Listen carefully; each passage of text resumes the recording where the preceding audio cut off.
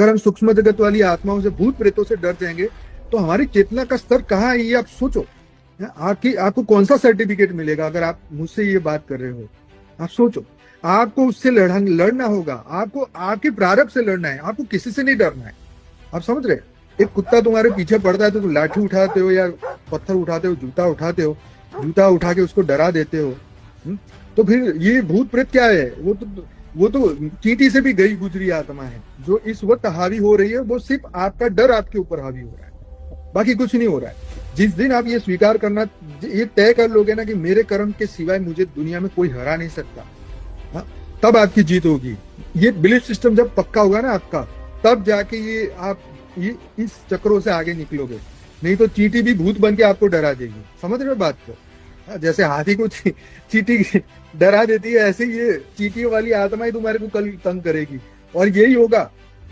और इतने पढ़े लिखे लोग जब इस तरीके की बात करते हैं तो मुझे लगता है भाई तुम्हारी ये स्थूल पढ़ाई क्या काम की, तुम्हारी स्थूल जगत की नौकरी क्या काम की, ये स्थूल जगत की तुम्हारी इतने लाखों की इनकम क्या काम की।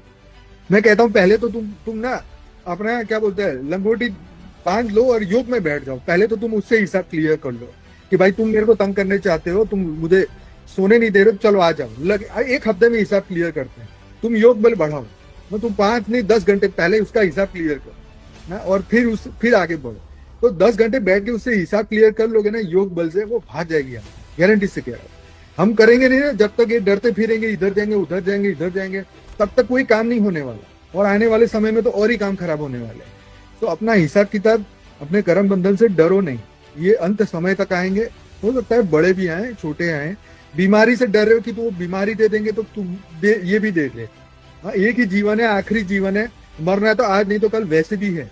शरीर तो हर एक ने छोड़ना है, लेकिन यहाँ से क्या लेके जाओगे ये सोचना। अपने उस प्रारब्ध की कर्म से उसको खत्म करके जाएंगे ना। ये संकल्प के साथ काम करो कि तुम दुनिया में किसी के पास ताकत नहीं है मेरे पे भूत छोड़ दे, प्रेत छोड़ दे, ये कर ले वो कर ले। भाई तुम्हारे जो ताकत है मेरे रचयिता मेरे पास है।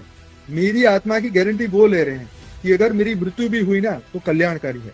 गीता में कृष्ण ने अर्जुन को यही गारंटी दी थी कि अगर तेरी मृत्यु भी हुई ना तो तेरा परलोक सुधर जाएगा, तुझे स्वर्ग की प्राप्ति होगी।